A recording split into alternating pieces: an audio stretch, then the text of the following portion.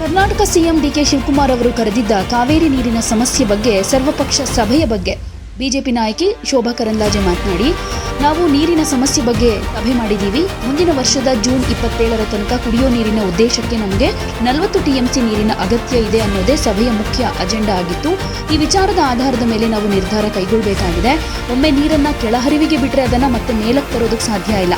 ಆದರೆ ನೀರನ್ನ ನಮ್ಮ ಅಣೆಕಟ್ಟುಗಳಲ್ಲಿ ಉಳಿಸಿಕೊಂಡ್ರೆ ಅಗತ್ಯವಿದ್ದಾಗ ಬಿಡುಗಡೆ ಮಾಡೋ ಅವಕಾಶ ನಮ್ಮಲ್ಲಿರುತ್ತೆ.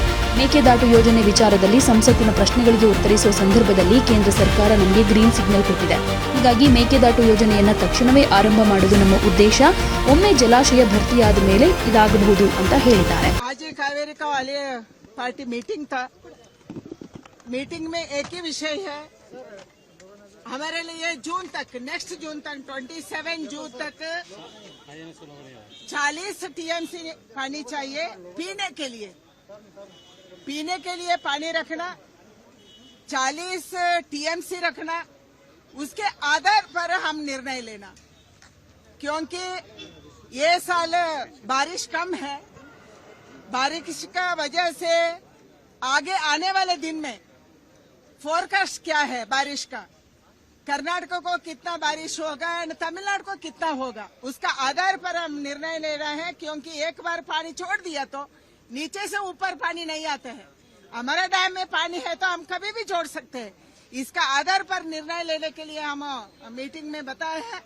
जरूर इसका आधार पर ही हम सोचना है. एंड अभी मेकेदाटू का विषय में केंद्र सरकार पार्लियामेंट में क्वेश्चन में हमको ग्रीन सिग्नल दिया है. तुरंत ही मेकेदाटू योजना को भी आने वाले दिन में तुरंत ही उसको स्टार्ट करने के लिए, उसी में भी पानी भरा तो हम नीचे दे सकते हैं. इसका आधार पर तुरंत ही इसका काम चालू करने के लिए भी हम मीटिंग में बोले. क्या सीएम से बात करने की जरूरत है मैम? उनसे बात करने की जरूरत है? मुख्यमंत्री डीएमके एडीएम के समय हम हर बार झगड़ करते थे. अभी पहली बार एक नया मुख्यमंत्री आए हैं एंड कांग्रेस के साथ जुड़े भी है.